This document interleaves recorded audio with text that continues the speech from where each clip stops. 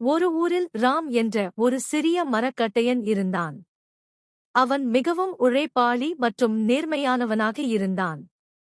தினமும் காட்டுக்குள் சென்று மரங்களை வெட்டி விற்று தனது குடும்பத்தை காப்பாற்றினான்.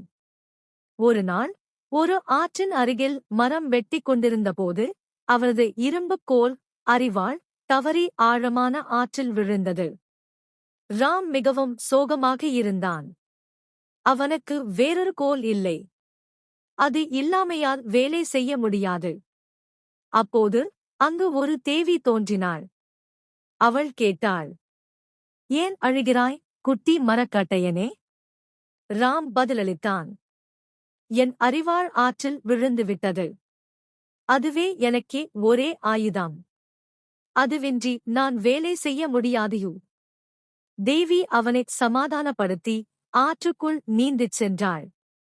சில நொடிகளில் அவள் ஒரு தங்கக் கோலை எடுத்து வந்தாள். "இதுதானா உன் கோல்?" என்று கேட்டாள்.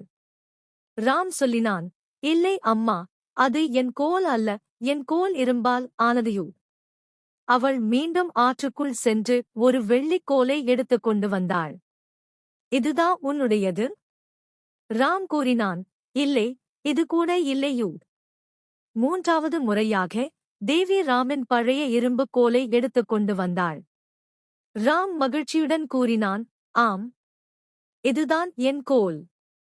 தேவி அவனது நேர்மையை பார்த்து மெய்யாக மகிழ்ந்தாள்.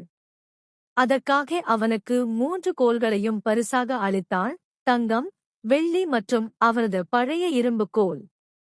அதற்குப் பிறகு ராம் மிக மகிழ்ச்சியாக வாழ்ந்தான். அவனது வாழ்க்கை நலமடைந்தது. கதையின் நெறி: நேர்மை என்றென்றும் வெல்லும். சத்தியமாக இருப்பவர் எப்போதும் வெற்றி பெறுவார்கள்.